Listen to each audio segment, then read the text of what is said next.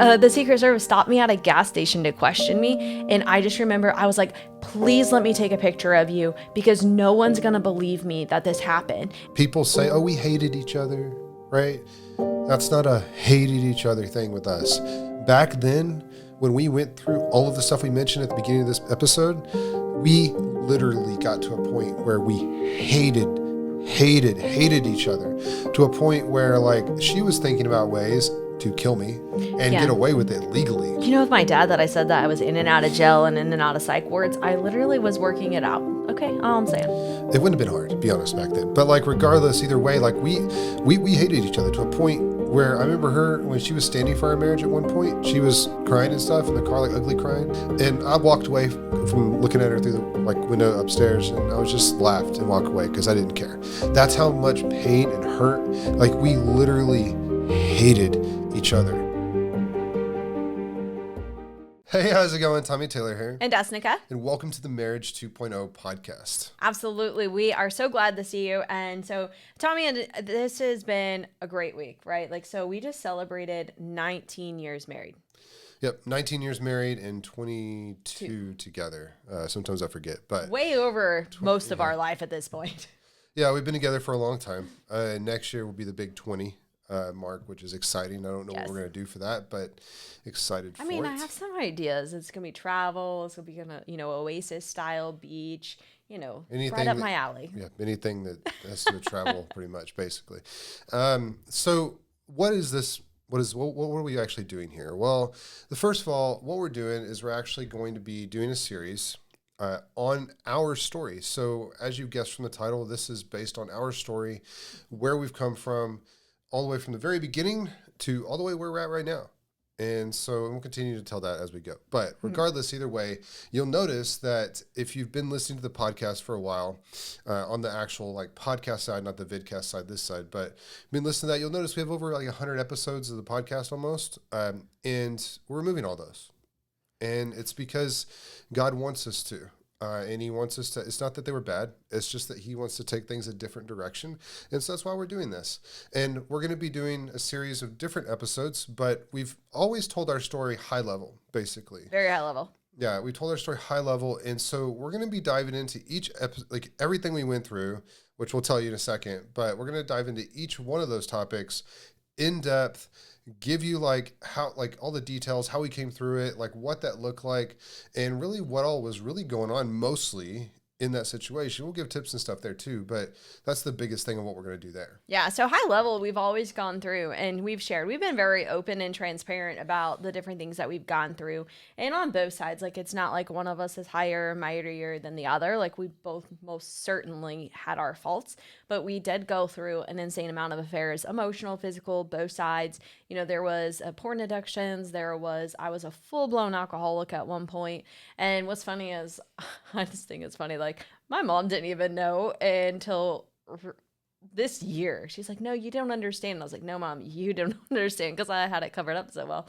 So just entertaining. We'll be diving into like those stories, but we did go through a lot of abuse, all levels of abuse, whether it be physical, mental, emotional, verbal, and even financial abuse. Like, we went through all of those things. Yeah, we had trust issues like crazy too, and trust issues all over the place. Not just emotionally, in meaning of like emotionally between us, but that was of course there, but also related to affairs and stuff like that too, and financial stuff. And there was just so much trust, like from both ends, not just her end and my end and vice versa, but it was both ends. And I trusted her on a scale of 1 to 10, a negative 50. And she would tell you, I told her that on a regular basis. Throughout the day at one period of time, and we also had, communication issues, intimacy issues. I had identity issues. I would say he did too, for sure. But that was like where I felt like I lost my mind. So feeling really like psycho, like something's wrong with you. Like, we went through all of that, a lot of depression, a ton of triggers and intrusive thoughts, different labels. Yeah, from narcissistic, bipolar, all these other things. And like attachment styles really wasn't a thing back then, I don't think, but maybe I'm wrong. It but was, but it wasn't like popular like it is now. There's like these trends that happen, but whatever. The primary ones are like labeled narcissistic, bipolar, stuff like that. And then we had a ton of anxiety. I had a ton of anxiety, like ton of anxiety, hair loss, blackouts, heart palpitations, all of those things. Like we went through literally everything bad in marriage quadruple times over. It was Yes. horrible. And see, those are all real high level. Now we're going to be diving into each one of these, telling very detailed stories, giving insight of like what it was like, what really was going on, and even tips about like what you should be doing in the process. Now I am curious. I want to know which one relates to you or the one that you're most excited about hearing. So go ahead and drop that in the comments so that we know what you're looking forward to. Yeah, basically, so each one, just to be clear, each one that we just listed, each area, each thing that we went through, we've in the past, like, hey, this is what we went through. And Like we we told, did. and we told, like, basically that was it. But we feel like God's leading us to tell our story in depth in each individual of these topics, because God knows we could. They were very in depth, and so we're gonna go an hour or so in each topic, maybe a little bit more. I don't know. It just depends on what God wants. We're gonna go through each one of those. And everything from affairs, addictions, physical abuse, mental abuse, all of those things listed down that we just mentioned, we're going to go through each and every one of those. Yes. And so the biggest thing here is that, like, I really don't think, like, the enemy wants us to do this, because if you noticed, I'm sick. I don't ever get sick. And so, like, if you haven't seen me before, you probably won't know, but, like, I don't know, but I am not feeling the best. No, at the moment, which affects all areas of Tommy. yeah, and so I'm doing my best to be here right now, but I was like, we postponed it a week, and then I was like, you know what, screw the devil, we're gonna come and do this. We're gonna do this because this is what God wants us to do, and I'm not gonna postpone this anymore, because we got to do this, because we're going to be obedient. Slight disobedience is still disobedience. So we're not going to let the devil come to play this. We're going to do this podcast. We're going to continue to do that every week. So just so you are aware. Yeah. And, obviously, like, we went through a ton of stuff. And, if you're like, well, why should we listen to you guys? Just a real quick snippet. Like, we just celebrated 19 years and 22 together, still to the same person. Tommy and I have not been divorced, and Almost. we were very, very close. In fact, that will be an episode in of itself too, about standing for your marriage and how that impacts, and just like divorce and being served and all of those types of things. But I just wanted to give you that encouragement of, if you're in any of those things and you're like, well, I haven't even been through half of what you guys have. Totally cool. This isn't about a comparison. We're here to share our story to give you hope. And if you think we're not that bad, have no fear. You can get there. that's what, at one point we didn't start with all of this. Who right off starts the with bat. this? No one. We had a little bit of some of these things at the start. But No, all of them were there beneath the surface. Beneath the surface, they were there. Like we were prepared for them to get there. But what I'm saying is like we'll tell you about our story in a second, but we didn't go into a relationship with each other, dating and all this stuff in a marriage, like with this in place. No. Like this stuff didn't happen until later on. And it was different points, but regardless, either way, it was over a long period of years. But still, at the end of the day, like, we didn't start with this. We didn't start bad. No one does, or else they wouldn't get married. So for sure, we were super close. And what the crazy thing is like, we're actually closer now than when we were dating. And so just to give you some hope there, but we're going to talk about how our childhoods up until we met, and how that plays a role into the relationships. So, well, hold on one second. So, like, just to touch on, I forgot to mention one thing. So, like, with she was talking about like why you should listen to us. One, we've been through all these things. Let's just go there. So we've been through all those things. You shouldn't listen to anyone that hasn't been in your shoes. Let's just put it that way. Yes. If they haven't done it, you shouldn't listen to them. There's a lot of counselors, therapists haven't been through crap in their marriage, or a lot of them aren't even married. They're telling you what to do based off page 163, paragraph 2, all those things. Like, no, you need to listen to people that actually been successful. Not only that, we are marriage consultants. We have helped over 500 plus clients around the world at this point, individuals and couples, save their marriage with a 98% success rate and 100% money back guarantee. All of that, we've done that. So it's not just us. And as long as someone does what we tell them to do, it'll be saved. So I'm not telling you to pitch you or anything like that. I don't freaking care. But what it boils down to is we want to be able to show you, like, hey, you should listen to experts, not like just anyone. And you should use discernment and ask God who you should listen to as well. But let's move into our childhoods. Yes. And so we grew up very different. I'll go ahead and share some of my childhood. And just for clarity, we love our parents. We love, love, love our parents. So I love his parents. He loves my parents. And we have great relationships with them. So I just want to go ahead and start by letting you know that just because like things in childhood were awful at some points, sucked at some points, that doesn't make our parents awful people or anything along those lines. They weren't taught these foundations of how to be a healthy individual, and they had carried their own traumas, and that bled out into our home life and their relationships and how we were raised. So just for clarity on those sorts of things, that it doesn't mean like they're bad people, and I absolutely love both of our parents. And but my childhood was very unstable, very unstable. By the age of 4, my parents were getting a divorce. And I remember ever so clearly, and my world fell apart. It was 1 month before I turned 5, and I was like, y'all are getting divorced. And I'm like, right before my 5th birthday. And like, it was very traumatic. And so when you think that your 4-year-old doesn't really pay attention or know things, know that that's when their foundations are being formed. That's going to set them up for the rest of their life. And so my parents got divorced. And from that moment forward, like my life was just unstable. And my dad was in and out. When I was with my dad, we were driving around. I remember so many times that my brother and I were laying in the back, like the back seat, and we were told to stay on the floorboard unseen. Therefore, he could go into bars and go dancing and go drink until the bar closed, and while we hid in the truck so no one would call it in. We didn't know what was going on. I mean, my brother might have. He is 3 years older than me, but I did not. And so there was so many times that I remember like my dad partying. I also remember stalking my mom when he had us. Like we showed up to, she started dating after they separated. And I remember him showing up to like her like boyfriend's ex's house. Like the guy she started dating was divorced, and he went to the, like, I mean, why are you taking your kids to this? But that's what I spent a lot of time with my dad doing. And then just driving. I don't know what all we did. We just were in the truck all the time. My dad had his own massive struggles, and he partied a lot. I found out later that there was infidelity in the relationship, and my mom never talked bad about him. Like honestly, I heard them fight all the time, but she did not put him down.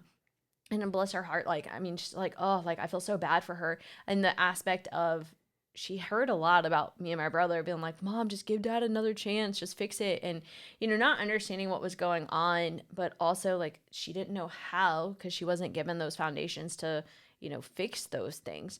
But she raised us in a couple of different ways. Like I was raised with my dad. He had money and he didn't want to pay child support, so he didn't. And yeah, I think that like one thing I want to touch on is like the cool thing about this is like not in terms of regret. I just want to bring it up. Like we fully believe like if there would have been like actual like what we have now in place back then, they could have fixed it.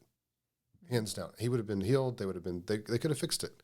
Like hands down. But I mean, as long as they were willing to do something, but like that was, I just want to mention that because that's key. We don't believe there's a good reason for anyone to get divorced. No. And honestly, like it affected me until my dad died, which was what, like 2-3 years ago? Like it wasn't too long ago. And so like the divorce, like it put a strain. Even as an adult, there was strain in different relationships because of that. So divorce causes massive division in all sorts of ways. But my dad went from like, I just remember him pulling out like hundreds, just like a lot of hundreds, like constantly. And like, so he would buy us whatever we wanted. And he did not teach us healthy foundations, even in so much as food, which also had a massive impact on me because he would feed me McDonald's and whatever I wanted, which meant it was an Oreo McFlurry, a large fry with like 3 things of barbecue sauce. You can tell I was not nutritious at that time, and he would give me that like a couple times a day. So then I was fat too, which led to being bullied. And so just a lot of different things stacking up. But then my mom was raising us like as a single mom. And, we didn't know my mom. Like my mom worked her butt off and she did her best. And I'm glad I didn't know, but we just did live on a lot of spaghetti and a lot of ramen noodles. Yeah, it was like a really different, like very different lifestyle. Like from my understanding, obviously I wasn't there. But we didn't even know each other at that point. But like the thing is like she had one side where her dad he was an entrepreneur, business owner. He had a lot of money. Granted, a lot of it wasn't done morally, but still, like either way, it was one of those things where, like, on one side of the fence, when she was with one parent, a lot of money, jet skis, four wheelers, those types of things, and then on the other side, and then like a lot, but also a lot of instability. Now, money's not bad. It's just like if it has your heart, that's the issue. The love of money is bad, and then like chasing those things, those worldly things, right? But then you have the other side where, like, after they were separated and divorced and stuff, like her mom struggled a lot, and had like they were really rich, poor. I mean, rich worldly, anyways. Yeah, and it was just so my dad spiraled to worse, and so on that side, I'll just sit on my dad's side real quick, and then I'll jump to my mom's side. And so on my dad's side, like he just after they got divorced, he just continued. It was like seeking girls. It was women. So I grew up very around like very sexual environment. Like I even till my dad passed, like some girl would walk by, like a woman would walk by, and he'd be like, do the whole classic like almost fall out of his seat to like check her out. And I'm like, this is ridiculous. But like the whole like the men on that side of the family, like that's what like the comments were about attire, sexual, like the body. And so I grew up being around a lot of very sexual comments. And so it really taught me that like a woman's value was in her body, and that you flirt and then you use your body in different things to get what you want. Yeah, it's like, I have to, in order for me to be loved, basically, I have to show value through my body, and those types of things is what it boils down to. And they flirted with everyone. So I was like, oh, you just flirt with people and then you get what you want. Which, Tommy, was that a good value add in our marriage that I would flirt with everybody? No. Okay. I mean, she didn't flirt with women. It was just like, that's not, when we say everything that breathes or walks, we don't mean that specifically. But we're talking about just other men, people. Like, but it was all so like sexual, like, and it was just ridiculous. And yeah, I knew that from day one. Like, she even told me that. Like, I knew that well, not day one exactly. I dating, mean, but pretty much. And so, like, I knew that. We both were like, had, love goggles on, but whatever. That's what it was. But that played a huge role, and that's going to play a huge part in my story, and that led into a lot of my own things, because that's what was normal, right? And so there was a lot of partying, a lot of drinking, just a lot of partying. It was women drinking, partying. Later I found out, like, I have been told that my dad did drugs. I never witnessed it, but I can see the behavior for sure. And then he ended up just really going off on the deep end, and he was in and out of jail, and then he was in and out of psych wards and just different things. And at one point in my life, like, I had been stopped by the CIA, not the CIA, the Secret Service. It was the Secret Service. And I was so disappointed because... It surprised me that the CIA was involved, though. Yeah, there he was on a different point. But the Secret Service stopped me at a gas station to question me. And I just remember I was like, please let me take a picture of you, because no one's going to believe me that this happened. And sure enough, my brother was like, oh my gosh, she's lost her mind too. And it was like weird. But this is like, I literally remember, I don't remember exactly when this was. I was a teen, so we were dating during the Secret Service one. Well, yeah, but I'm talking about, like, there was later on where, like, literally Secret Service out of nowhere. I mean, that was the U.S. Marshals. Oh, U.S. Marshals. Sorry. U.S. Marshals. Still cool. Either way, not cool.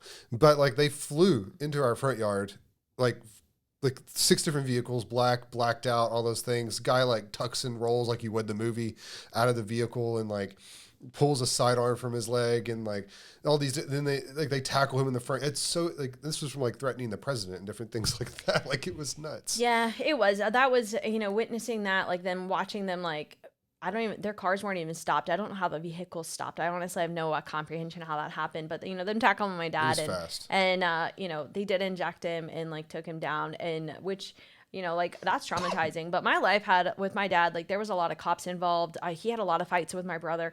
I witnessed a lot of abuse, and like, from, like, my dad to my mom, my dad to my brother, and just those sorts of things. Now, I wasn't he didn't have to lay hands on me to terrify me. He would stomp his foot, and he thought it was really funny, and it terrified me, like literally mortified. So I grew up really scared, and so really learned to manage emotions and to make men happy, which is Not later manage her emotions. yeah, Manage not mine. everyone else's emotions. To try and manage the man's emotion to keep him happy, so therefore I was quote unquote safe. So if you're starting to recognize some patterns here, like for myself, like I was learning, hey, you're sexual, like you flirt, you keep the man happy, and like this is your value. Your value is in like keeping quote unquote the man happy, which really is not possible, but that's what I was taught in showing up in those sorts of things.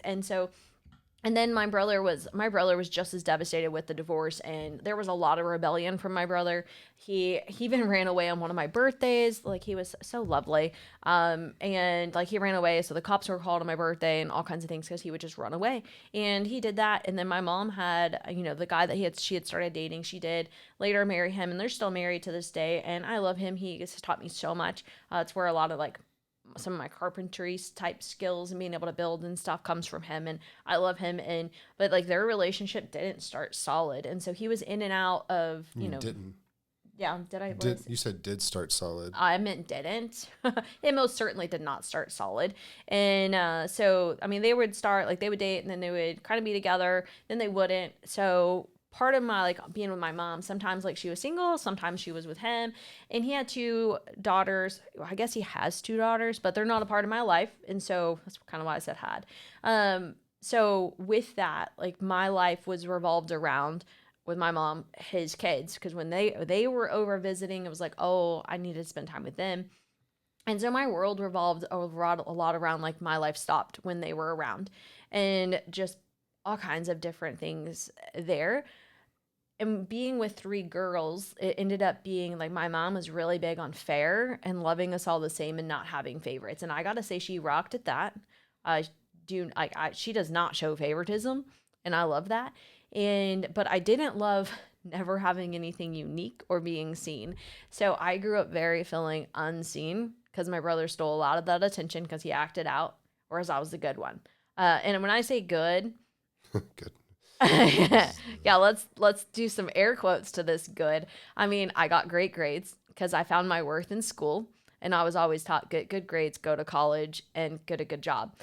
So I worked really hard. I did graduate summa cum laude, and I was 18 in my class. And the only reason why I was 18 and not like in the top 5 was because I didn't like science. And no one told me that if you didn't take AP science, like, it's going to drastically affect you. And so I took normal science, which ended up being in a class with Tommy. Probably why he part passed high school was because he sat behind me.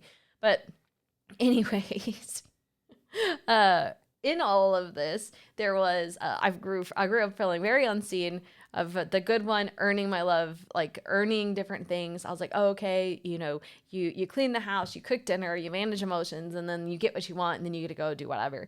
And that's a lot of how I grew up. And by the time I was 16, I was working.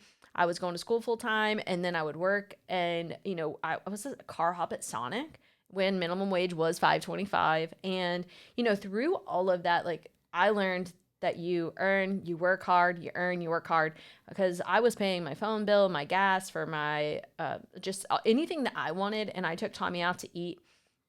This is going to start to speak a lot about our relationship. By the time I was working and stuff, like, I was taking us out to eat and to do the movies and all of that stuff at least 5 times a week. We're going to be real, like, we ate out a lot. And then I still saved up for, like, our wedding and honeymoon and those sorts of things. And so I was really taught to work very hard. And so you could see, like, there was a lot of things going on in our childhood, in my childhood specifically.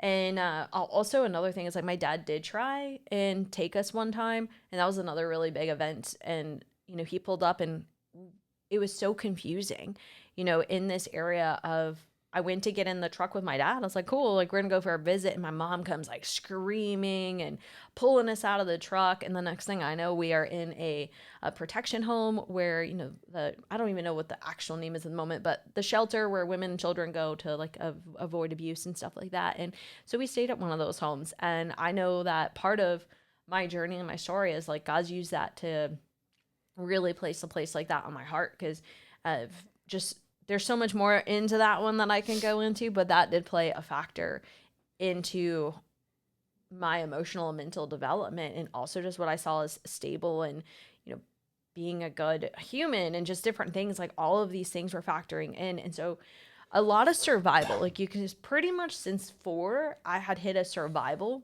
My nervous system was in survival, and that's where I stayed until I healed after mine and Tommy's hell on earth. Yeah. So my childhood was very different. I'll just kind of go through all of it. So we, as a kid, I have a brother, a year younger than me. That's it. But we grew up, I wouldn't say like super rich or anything like that, or even wealthy. But we also weren't like living off of a hut floor, something like that. But, we were pretty poor. We weren't middle class. We were like poor and like right there almost in middle class. Like we just weren't we weren't doing very well. You had what you needed. Yeah, we had what we needed. But I mean, a lot of that wouldn't have happened if it wasn't for like probably my grandparents on my mom's side. But like, either way, my mom's school teacher, my dad worked at like paint stores a lot. And so we grew up like that. But regardless, I grew up with no responsibilities at all, like none.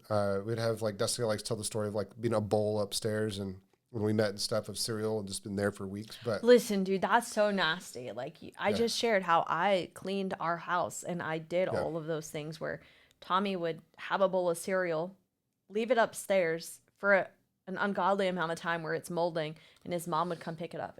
It's so gross. So I would say we both collectively, it wasn't just me, it was my brother and me, had no responsibilities. Oh. But we grew up,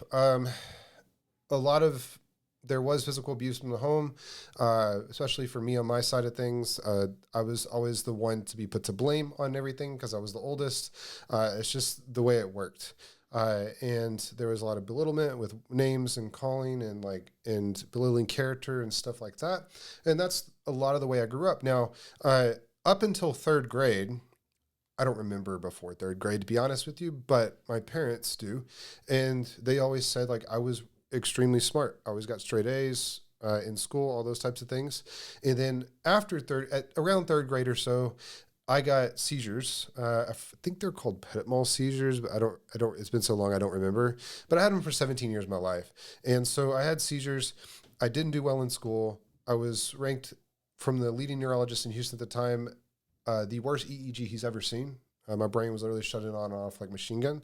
I just rapid fire, just on and off, and I'd blank out and lose time and space and all those types of things. But had that go on in my life for a long time. It was called Dream Boy, all those types of things in school, which is I could laugh at now, but it wasn't funny. It's kind of funny. It wasn't. I don't know if I've heard that one before. It's kind of funny. It wasn't funny then. The dreamer. Yeah, well, I did dream. I do dream a lot. But like then I wasn't really dreaming. My brain was just off somehow. But like in my body was just active. It was so weird. But anyway, so when people are like, "Hello, is anybody there?" It's like legit. No, there was not. There was a body there. Yeah, pretty much. Okay, sorry. That shouldn't be funny, but it is. Yeah, but grew up in class. I didn't get good grades. I barely got by. In fact, some years I got held behind in classes, and then I eventually got put in remedial classes. Meaning they call it remedial, but I mean everybody knows. I can't say everybody knows what it is. Let's just put it this way. It means special education. And today's time, it's okay to be in special ed because everyone is. Yeah, and almost a lot of people are. And you have it's like normal. Back then, it was like, oh, you ride the short bus, like I'm not making fun of special ed. I was in special ed, but it's but that's what it was like. You're still really good. I'm a millennial. We were millennials. It was not cool to be in those types of things. You were made fun of, and I get kids are brutal now, just like then. But at the same time, it was just it wasn't accepted, and so super embarrassing on so many different levels. But the neurologist at the time, because of all that, actually told my parents. I didn't know it then, but he told them that I would never get married. I would never have kids. I would never be able to leave the home. I'd never get a job and be able to hold it anyways. I would never I wouldn't be able to live life basically because my seizures were so bad. It was really, really bad. Got healed from them. You'll hear about that later on, but regardless, either way, so we went through a lot of that in childhood. We did, me and my brother were pretty tight. We did play a lot. We lived part of the time, a good chunk of the time at my grandma Taylor's house, which was in Houston. I grew up on that side of things. And then also the other half the time, or I would say less than half the time, I was at my grandma Dill's house, which was my adopted grandma, because my mom was adopted by them. And they lived on the same property as my parents and us. But most of the time, my parents just worked a lot. Like, they were always working. And I was with my main part of the time, my grandma in Houston, I would say most of the time. And Now, are you gonna do the whole like H-Town? Like, it's really annoying to me, but Tommy's all big on he grew up in Houston. I'm like, it's gross. I mean, not but really whatever. big on it, but it's just like, it's And he just, drives all gangster. you know what? I drive, like, I like to drive, whatever. This chair's too upright for how you drive, okay? Yeah, I don't drive like super far back, but whatever. I like to be comfortable. So, like, anyways, drove. I'm sorry, I did drive a little bit gangster, but anyways, like, I grew up in Houston, and on the north side, and I grew up in really kind of, I would say, Greens Point area, which they nicknamed kind of Guns Point area. If you know anything about that somewhere- area, you gotta just drop that in the comments. Yeah, How do so- you know? Is it Greens Point or is it Guns Point? Come on. Everybody knows it's Guns Point. So I grew up there. You did not go to that mall without being armed, let's put it that way, or less. I've never been there. Like, we saw a lot of like MS-13 and like Crips and Bloods. It's just like a lot of different things. I don't know how I didn't get killed other than God as a kid, because we used to like skate all around town and almost got kidnapped as a kid one time, actually, but that was really young. But regardless, either way, I grew up in that. And then, of course, the other half the time, which my grandma at that point, my grandma Taylor in Houston, she was Lutheran. Grandpa Taylor, amazing people. But I did grow up seeing a lot of abuse in that home too. Like, my grandpa Taylor was very abusive towards my grandma, and even my dad. I wasn't there to see that, obviously, because I wasn't alive yet. But I heard a lot of stories and stuff like that. And then my grandpa Taylor was even worse than my dad abused as a kid. Forced to eat out of a bowl, a dog food bowl on the back porch. Told me never be good enough. Beat with the leather strap till his legs bled. All types of. There was a lot of trauma that like went through my bloodline. Let's just say, like, a lot of generational curses, stuff like that. And then my dad was really abused, and I was abused, but nowhere near like nowhere near. It's out of our system now. Let's put it that way. But I was nowhere, and we changed. You'll figure out later everything for our generations, but our kids have a drastically different life what we did, and it's permanently changed at this point. But regardless, either way, like, I grew up in Houston. They went to a Lutheran church a lot of times, and oh my gosh, it was so boring. If you go to Lutheran, I'm sorry for you, but like, I hated it. It was Personal preference, okay. So. It was old school hymns. Oh my gosh, I hated it so much. So boring. I was sprinkled as a kid, not really baptized, in my opinion. But regardless, either way, other half the time. So that was half a good chunk of the time. Like I said, 60%, 40% of the time, I was in church at my parents', which was Pentecostal. So you got Lutheran, and you got Pentecostal. Very, very different, opposite, and complete ends of the spectrum there in terms of what type of church you go to. And so, but I grew up realistically like hating church because of that. I didn't believe in tongues then necessarily, because it was always the same thing every Sunday, with most of the time not an interpreter from what I remember. Maybe I'm wrong, but a lot of that was, and I could almost memorize their tongues because I've heard it so much, which is ridiculous. And so like I grew up seeing that a lot, and then it was very like at home with what I saw and heard in church. It was very like hypocritical. And so if it wasn't for Desnekka later on after we met, which we can talk about in a minute, but like we'll talk about like high school and stuff like that, but that's where we met. But I probably wouldn't even stayed in church. Yeah. Like it wasn't, I hated church.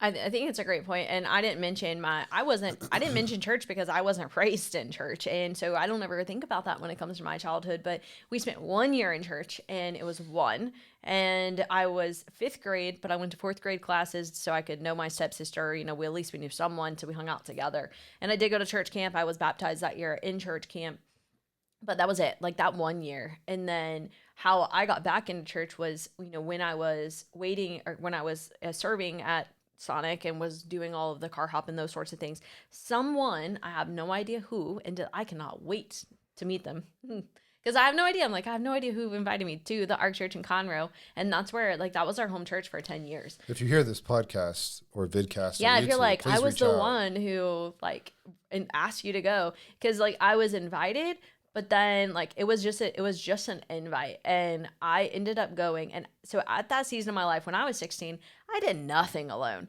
I was terrified to do things alone. And I did everything with someone else. And so, but one weekend I went to church, and at 16, I went all by myself and into the adult service, and I never stopped going. Yep. And there was different times that I would go to the like high school service, but I didn't really feel like I fit into the high school services.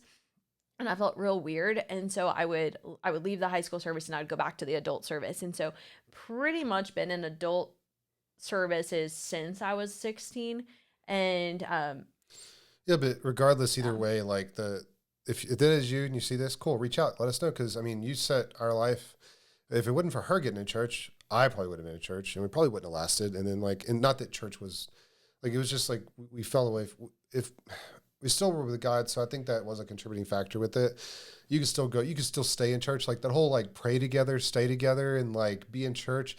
That does not mean you're gonna have a healthy, thriving marriage. No, it's I'm not. sorry, like that's a complete and utter joke. We can go to another podcast.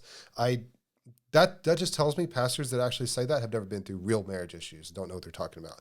But regardless, either way, moving on past that, as a kid, I was always in trouble. A lot of the times, due to my own stupidity, I always a lot of times I got bad grades. I was bullied a lot in school. I would say from third grade to probably till high school. I didn't really get bullied a lot in high school. At the very, very beginning I did, but then after, I don't know, it just... Then we just got in trouble a lot. Yeah, me and her just got in trouble with public displays of affection. They call them PDAs or... We got PDA all the time. Yeah, like... I never got in trouble. Set in the frame for our relationship right here. Bullying kind of stopped then, but I was bullied a lot as a kid and made fun of. I was in special education classes. Like I ended up graduating with like a 1.7 GPA. And then on top of that, I ended up getting like arrested and on like, what do you call it?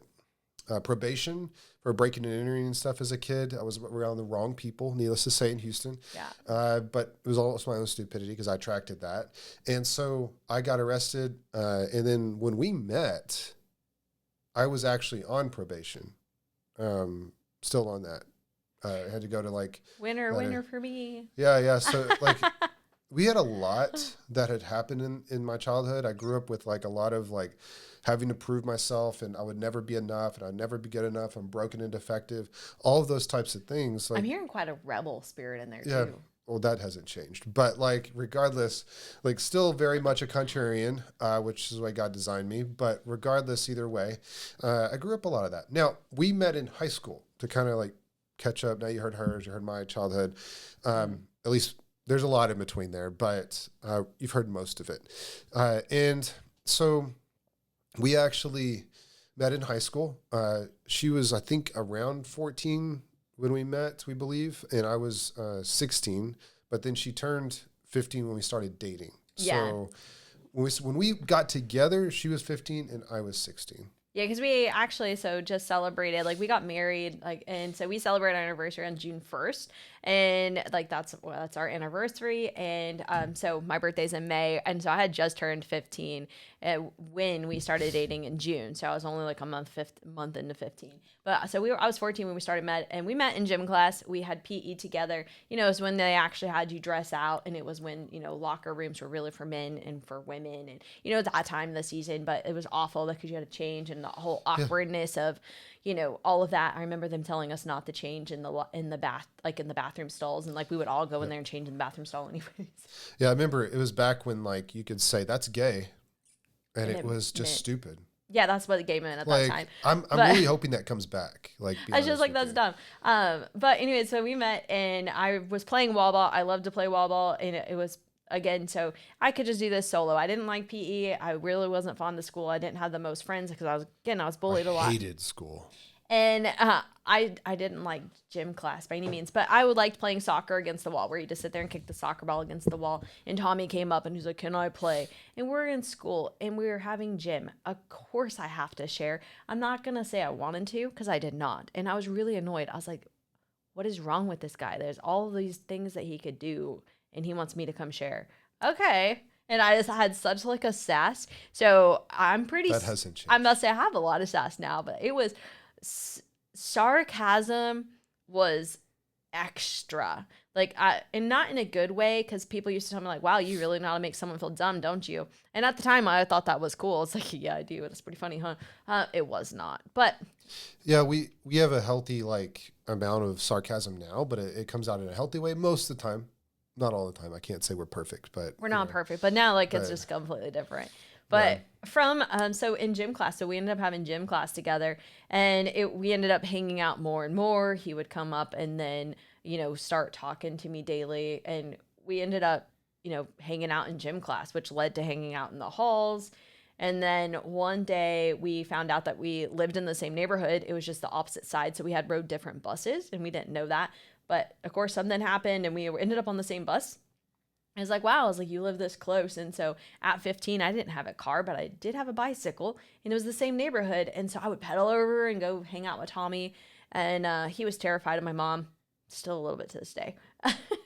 not terrified, but just a healthy amount of, Healthy amount of fear. But at the time in high school, we both were terrified of my mom. Let's be real. Yeah, there's very little there now. Like we joke about it because it's funny.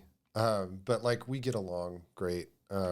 We all play with each other and joke around, and it's fun now. I used to hate her family, like on a whole nother level. Not like at the beginning, but it was like after everything got settled, being married and stuff. Oh my gosh! But like I love them now. At this point. Yes.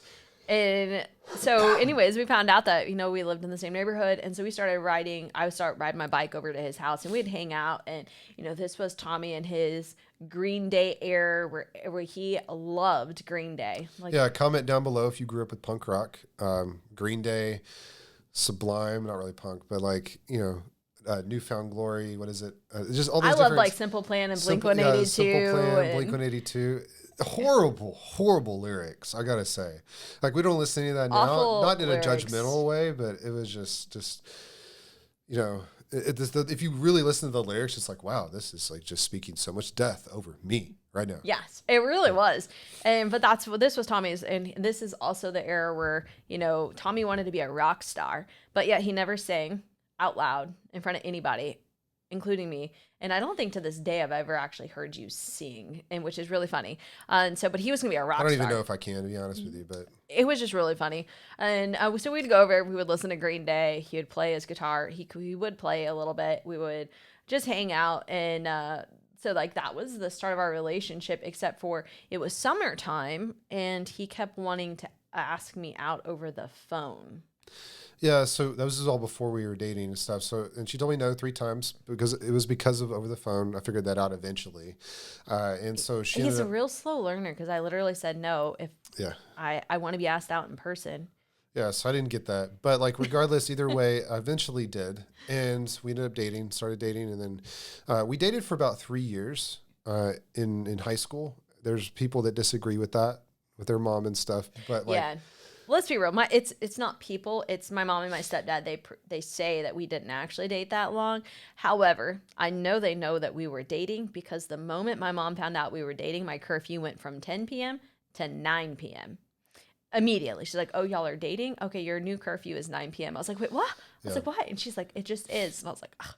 Yeah, and so we grew up very different, but regardless, and that eventually clashes a lot. But we had love goggles on when we met, and we were so naive. Like there was so many red flags looking back. But like regardless, either way, it wasn't an excuse not to be together. It was just a lot. It's a lot of stuff that we had going on, and so we were super in love, super duper in love. Spent all our time together. We are more in love now than what we've ever been. All of our time was together. But like then we just spent all the time together, literally every waking moment together, pretty much. And so we'd go get breakfast together, spend time together. I mean, we're pretty much like living together almost without doing it. And so we didn't wait till we were married to do the stuff, right? Like the dirty stuff. But like, that's I do want to clarify, like that is one regret that we both have. Yeah. I wish we would have, but we didn't. It's only by God's grace and mercy that she didn't get pregnant, and probably just fear of my son being murdered by her parents. But regardless, either way, we went through a lot of those different things. We only broke up once later on when I was going to Universal Technical Institute, which is automotive school, for like a day. But outside of that, we've been pretty much together since then. And let's be real, like, so while we were dating, we did have massive fights. And there were, like Tommy said, like there was so many red flags. But at that time, it was, you couple in our past and then all of our belief systems that we had. And it was like we would ignore those. And we're just like, oh, but we're so in love. And also, one of those funny things is like when you're dating, there's like, oh, that's so cute that they do that. Look how cute that is. And then when you get married, it's like, why do you do that? That's so disgusting and repulsive. And it's like, but it's the same thing that they did when you dated, and you're like, oh, that's so cute. Yeah, you're like, who thinks that way? That's not even normal. Like that's that's what you just, if you haven't been married, you wouldn't understand this. But like we went we went through all that. But obviously you are, because you listen to this podcast. So like when it comes down to it, like we had so much stuff that had happened leading up to getting married, but like regardless, we had this belief of like love's enough. Like everybody else says that they love each other, and they do, but we're just a different level. And we are true love, like old Disney thing and all that, whatever, Hallmark and all that stuff. Like we thought we were just next level, and we were absolutely 100% correct on that. We were very next level. Yes. And so we crashed hard later on, but like, yeah, it was a lot. It was a lot. And, I'm just curious, have you ever had those thoughts of like, well, our marriage is just, or our love is just enough, or, we're a whole nother level. I'm curious if you've thought that, because we obviously did, and it was not. So love does not fix everything. That's for sure. And it's like love casts out all fear. You read your Bible and understand stuff in the context of it, please. Don't just use quotes randomly from the Bible. Yeah. So massive, like you can tell, like all of these things had a massive impact. And so during this time, like of dating, we did get into massive arguments. And I mean, there was one time that Tommy was scared I was going to break up with him, and he came over to my house, and I did not sneak out of my house. So, Mom, if you listen to this, I did not, because I was terrified of you. Mission accomplished on your parenting, because I was petrified. And so Tommy was by the window, though, and I was like, leave. I was like so scared, and then I was so mad that he was there. All those cameras everywhere. Yeah, now they have cameras everywhere, but at that time they did not. They, and before all the doorbell cameras and stuff, because he would have been on that camera otherwise. But I was like, leave. I was like, you're gonna get me in trouble. I was like, leave.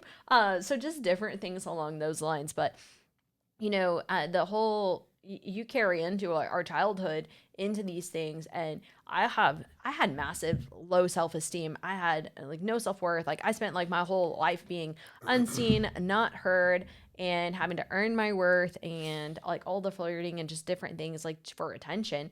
And so in those times, like, I didn't think anyone would ever love me. And also, add to that is like my stepsisters are gorgeous. I had one that was blonde hair, blue eyes, and then the other one just like could eat whatever she wanted, and she never gained weight, which is crazy because she sat on the couch eating potato chips almost every time she was over. And I was always on the go, running, playing, super athletic, but nutrition as a child, McDonald's all the time. And I ended up being real fat, and like not like super fat. I was just chunky.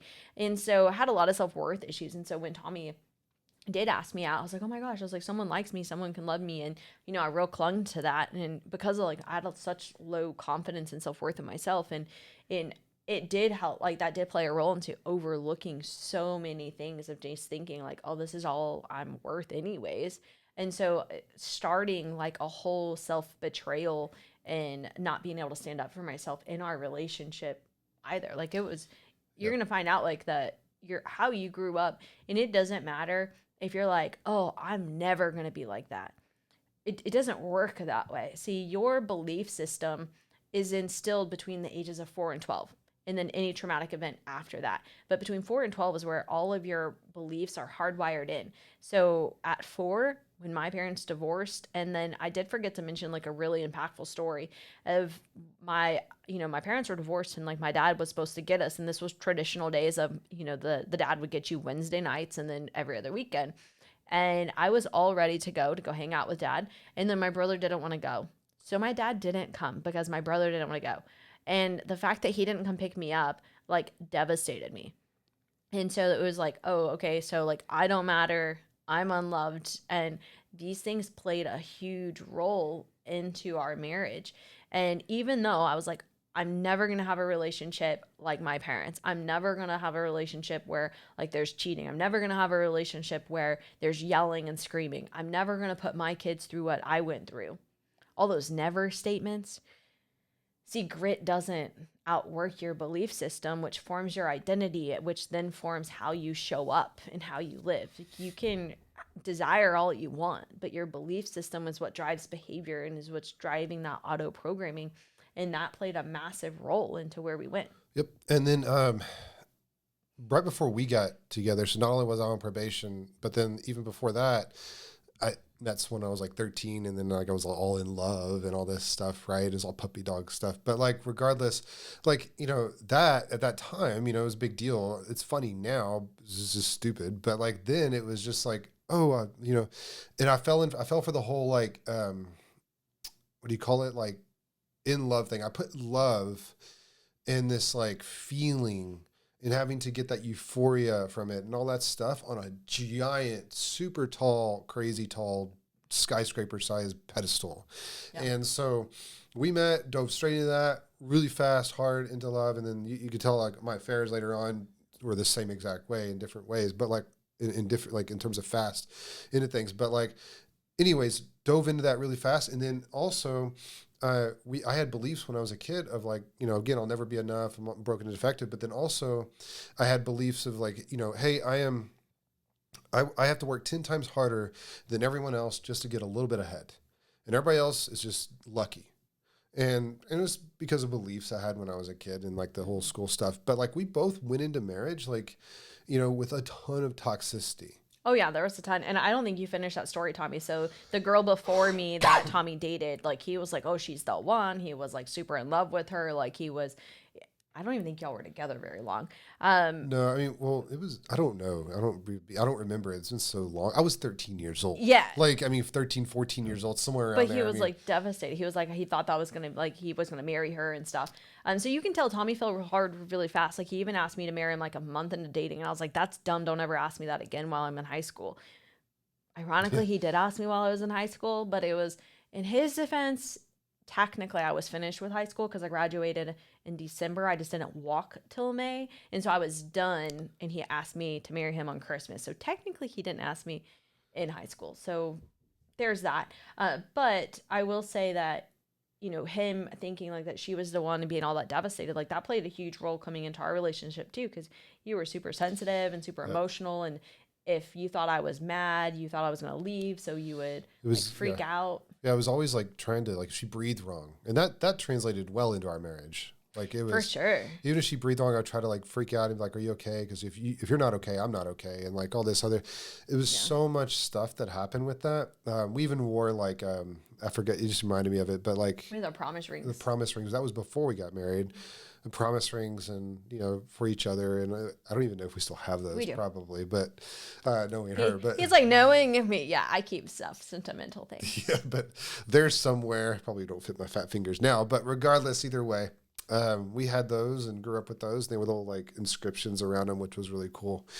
But is that about all you want to talk about in our childhood, or do you want to move into like us dating or? I just want to hit on a couple of things of us dating. I think we've covered a lot of it just because of like we spent all of our time together. Yeah, because we want to lead. I don't want to go into like really our marriage here just yet. I want to save that, but unless you feel like we should. No, what I want to leave off with is you can tell like how all of I'm bringing out the beliefs, and I'm curious like what things from your childhood were you like, I'm never going to do or be a part of that you're like, oh my gosh, it's showing up in my life and I'm Like, how do you break free, right? Because there was massive codependency in my side of the family for sure. And like, I know that came out into our marriage. Like, I witnessed every woman in our family being codependent upon the man, like fixing their emotions, managing their emotions, making them happy, quote unquote, which we'll talk more about that later, the truth of that. Which brings a lot of identity loss and bitterness and all this. And resentment. Yeah, and a ton of resentment, which shows up because you want to please them, but at the same time you're rude because you're resentful. So we'll do a whole thing on that one because that one's a big one. But I just want to say that we overlook so many things. But like by high school, I was still, like I said, I worked really hard and I provided and I paid for so many different things. And where Tommy was like, he couldn't hold a job. He didn't hold a job for more than 8 months. And one job, his first job, he only had for a day. And then if he wanted money, he would go as grandparents. For the record, so I had a 92 Chevrolet pickup truck and I had the brains to go like, let's get a pizza delivery job. You could just see the gas gauge. I was basically doing pizza delivery for free.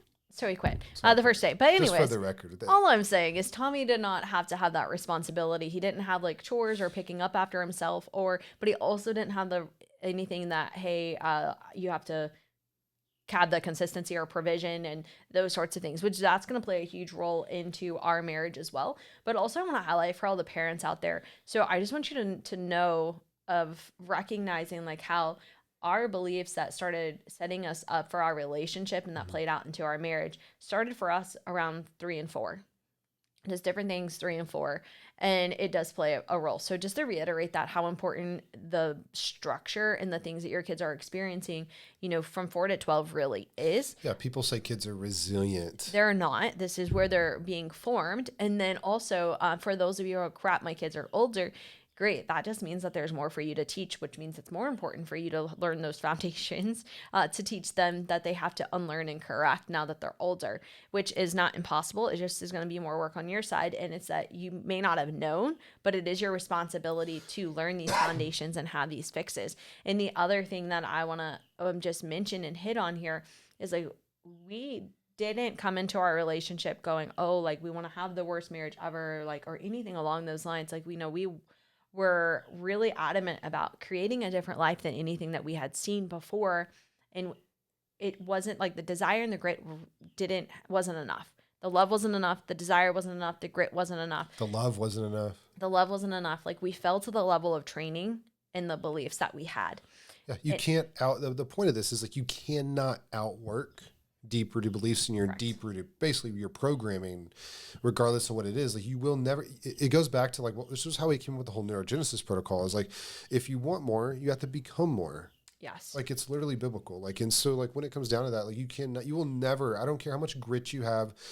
And I know we work with high achievers, so you have a lot, but like when it comes down to it, like you will never be able to like actually outwork that deep-rooted deep-rooted beliefs with grit is what I mean. Like you're not going to be able to do it. You can't just put systems in place and be like, oh, this is fixed. No. And then the other thing I want to mention is like, if you do have teens in between, just like if you choose to have teens, I just want you to recognize like our relationship started at 14 is when we were starting to get connected, and 15 and 16 is when we were dating. But also like how Tommy's big heartache was 13, and I had my own heartache and my own relationships at 12 and 13 too. So don't downplay and be like, oh, like you're just kids, like you're just babies, you're just gonna get over it, like this relationship doesn't mean anything. So when you downplay those things and you like, it's essentially belittling that pain and the emotions that they feel, because like those things within us is like 100% affected everything. And so don't downplay those things. And right now, like if you have teens that age, it's so important for you to be able to have these foundations where you can have true conversations, and that your teens have the belief system and identity that they can choose healthy relationships versus how like we went into our relationship. Yeah. I mean, I didn't even know we were going to really go there, but like, I just had to mention it. But like, okay, so it was pretty serious from my point of view when I was 13 and stuff, 14, somewhere around there. And even we grew up on different parts of town, but in short, the way it happened was we fell in love, all those types of things, and even carved, like it's gone now, but I had like a heart in my arm with initial in it at one point. Now it's not even really there anymore. But she carved my initial into her hip and stuff like that with a heart around it. And so I did that. And my parents were livid, especially my mom. I was grounded, I think, till the end of time, it felt like then. But anyways, it was crazy. And we thought we were together. We thought we were going to stay together, all this stuff, and get married one day and all that. And so it was pretty serious. And then because with the whole arm thing and all that, and everybody found out about it, they obviously, like, you guys are not allowed to see each other. And then that was over. And so we felt like we were ripped apart type thing. But at that time, like, even though it wasn't obviously real, and in terms of like what was real now, especially with us, like nowhere near that, but it was important. So just touch on that. Don't demean, like, if your kids feel like they have love or that type of stuff, don't demean that, because it feels really real and it is real to them. Yeah, So absolutely. And so just for clarity, that whole story was with Tommy and that the girl before me. It was not me. I did not carve anything on me. she would never do that. I don't I don't like tattoos. I don't have them. I don't carve things on my skin. I don't burn my skin. I don't do any of those dumb things to my body. We don't think you're dumb if you get a tattoo. No. I mean, like Tommy's all like carving. I carved with a knife. Like I think that's kind of dumb. So if you've done that though, that's there was redemption. I don't think like you're dumb as a person. I think that act was dumb. And Tommy has tattoos and those things, sorts of things. Like, so non-judgmental or anything. I just don't like them on me. And I can appreciate other people's, but not on me. So it's not her preference. Like, correct. We are very on par and on board with like the whole, like, Bible is not like against tattoos. It's fine. You can get tattoos. And if you are in disagreements with that, go read your Bible and you'll figure out. Or just drop it. You know what? Give us a comment. Maybe we'll dive into that on a different episode. There's nothing wrong with tattoos as long as they're not satanic or something, right? But anyways, different topic. So, where we are now is very different than what we went through, where we started. Drastically different. And by the grace of God and him giving us the downloads and everything that we've been through, and then, doing a bunch, because we basically like tried a bunch of different things to fix our marriage. Like, we spent 8 years trying to fix it, and over $150,000 in debt, of everything out there, from counselors, therapists, webinars, intensives, retreats, like literally like everything minus, I think, exorcisms. Like, we literally tried everything. So a little bit of context on that. I just want to say, like, this is still a time where Tommy wasn't holding stable jobs. Tommy still wasn't bringing an income, and I was the sole provider still at this season of our marriage, and I was doing it off of a waitressing salary. So all of this investment into our marriage, it was real sacrifices that we were making because, we were not wealthy. We did not have not even close. We weren't we weren't successful business owners of that time. Like, there was a lot of things going on. So just to put a little context on what that actually meant. And, we did want to fix it, but at the time, like, we just, like, everything that we went to had holes, like, things were missing. It still does. All of it does. Yes. Like, and all of it's a joke, to be honest with you, in my opinion. So many different things missing, and like that, like, I don't want to like super dive into that, but I want to leave you with knowing like why we do what we do. Like, how do we end up being marriage consultants, and like, why do we do this? Well, I will say it's not a call that Tommy and I were like, hey, we should advise people in their marriage. No. In fact, like, it was really embarrassing, and it took a lot of humility and a lot of obedience to even get on camera and share our story at all. I just felt like God was leading us to that, but we didn't really. It sounded kind of cool, but not to me at the time. I'll be real. I mean, because I've always been an entrepreneur. I was like, oh, this could be cool, But at the same time, it was like a lot of hesitancy from both of us, because, and in fact, at the end of the day, neither one of us really wanted to. No. Like, I would have rather went in and did like business consulting, business coaching. Like, I still love business to this day. And so this wasn't something we set out to really want to do. No. In fact, actually, I was told that we will do this before we actually saved our marriage, because I was praying about, let's be real, I was praying I wanted an out for it to get a divorce from Tommy. I was like, Lord, just tell me I can do it. I was like, Lord, just tell me that I can just leave Tommy, and as soon as you tell me I can, and then I'm going to. And he told me no, and he gave me a certain passage. I still like have it in my Bible and everything. And he was like, I'm going to use your story. You're going to be restored, and then you're going to share your testimony, and you're going to help others.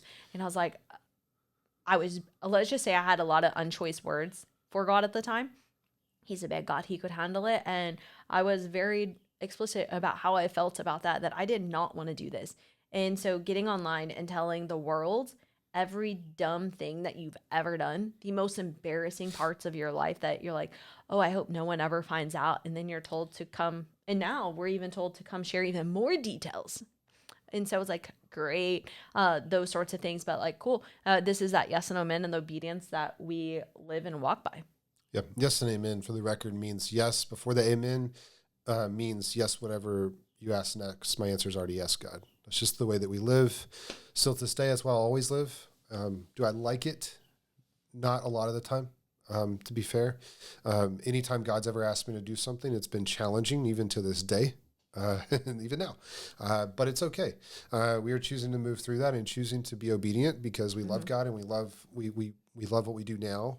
Just for the record, in terms of consulting and helping marriages and individuals, couples, all of it, like we love doing that. And the ripple effect is beautiful. Yeah, and we love serving God's kingdom. But like where we're at now, in the midst, like so, going through all of that collectively, I don't think I'm missing anything. So, yeah, so going through all of that. Now we are more in love than ever. We love each other more in love than ever than what we ever been. We're changed our culture a ton in our family. Like our kids have I don't think they really realize it, but like and to some extent they do, but like realistically they have such a huge advantage on life going forward. And they won't ever have to go through this stuff that we went through. And so for the record, God didn't want us to go through that stuff. It wasn't like, he was like, oh, I want you guys to have marriage issues and have affairs and all this other stuff. No, like that wasn't his intention. And I don't know what his plan would have been for us if we wouldn't have did that. And but regardless, he knew it was going to happen. So he decided to use it. Yes. For his kingdom and his benefit, not our benefit, because I would have rather done something else. But like, it ended up being beneficial to us at different points, and it still is. But regardless, like we are more in love now than ever. Our culture has completely changed. We are a team now. We love each other. We have we have joint ventures in the business. We have goals, dreams, and we get along great. Do we have problems like when it comes to marriage? No. Do we have disagreements? Yes, sometimes. Because we're just different people. Because we're human. Yeah, and so like even through all of our differences, like we make such a great solid team, and on so many different levels. But like we want to share our story with you guys to give you hope. You don't, like I said, you don't have to have gone through everything that we've done. You don't have to have had the childhoods that we had. We've had so many clients that have, they're like, oh, I had a great childhood. Well, great. Like, I'm glad that you did, but that doesn't mean that you didn't learn bad things that then bled out later in life. Social programming. Social programming is a huge thing too. And so you don't have had, it's not that you had to have a bad childhood to have a bad marriage. Like, no, we see those things all the time too. But this is just our stories, and we want to share our story as open and honest as we can. So therefore, you can have hope and have inspiration for moving forward, that you don't have to give up on your marriage, that also you don't have to give up on yourself, on life, and that there is a God that loves you, like that you right now are chosen, and that you have value and purpose, and that you're not worthless and you're not unloved. Now, are you living up to your full potential at this moment? Let's be real, probably not. But that's okay. Like that you can learn and you can be refined and grow and step into that potential that God's called for you. Yeah. I'll touch on something I forgot to mention. When we were going through our hell on earth, I know I'm skipping a little bit ahead, but I'm just going to touch on this real quick because it has to do with what she's saying. So like you'll hear us talk about suicidalness. So I'll bring this up again later too. But like at one point in our hell, right before we started to repair things and like effectively finally, I was living out of my car for a little bit. I was sitting in it and had my head leaned into a steering wheel, and I just begged God, like, kill me, take my life, kill me. And I had a gun to my chin like countless times, razor to my wrist, all those types of things. It's not cool. That's selfish, in my opinion. It doesn't feel selfish then, but especially when you feel like a burden and a pest, and they'd be better off without you. I get it. But it is selfish because in the aspect of like God has such big plans for your life, and the enemy's coming after you with this. So the devil doesn't attack people or things that have no value, like that threaten his kingdom. And even now I have to remember that, with things. Yeah. And so you have incredible amount of value. Yeah. And if you're struggling in that, just know like that is not the way, that God loves you and that there is hope.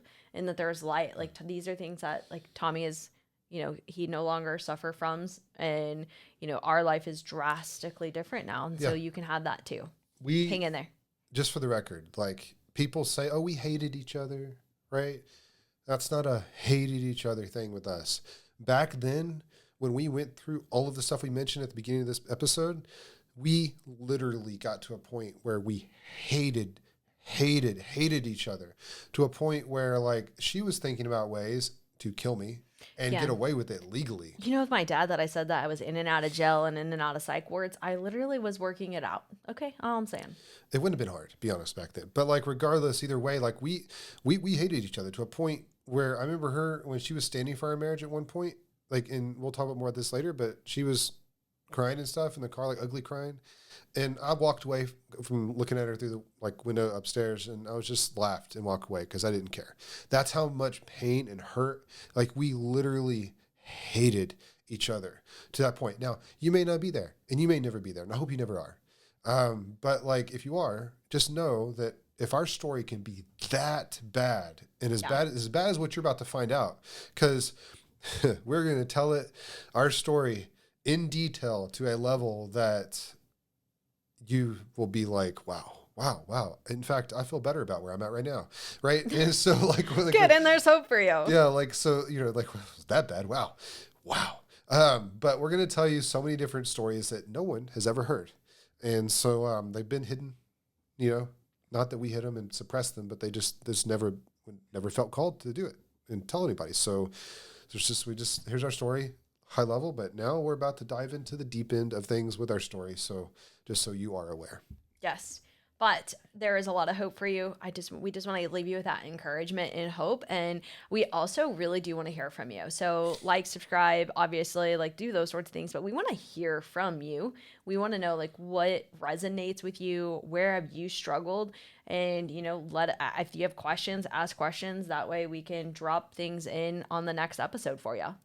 Yep. But as always, we love you. Yes. Of course. God loves you immensely. And he has extremely amazing plans for your life. Plans not to harm you, but plans to give you hope in a future. And so we just have to make sure that, you get on the other side of it effectively. And that's what we're here to help you do and give you hope to be able to do that. But definitely subscribe to the channel if you're watching this on YouTube or any other platform. And if you're on podcast, follow us. But like, regardless, we love you. God loves you. And we will see you on the next episode. Have a good one. Bye.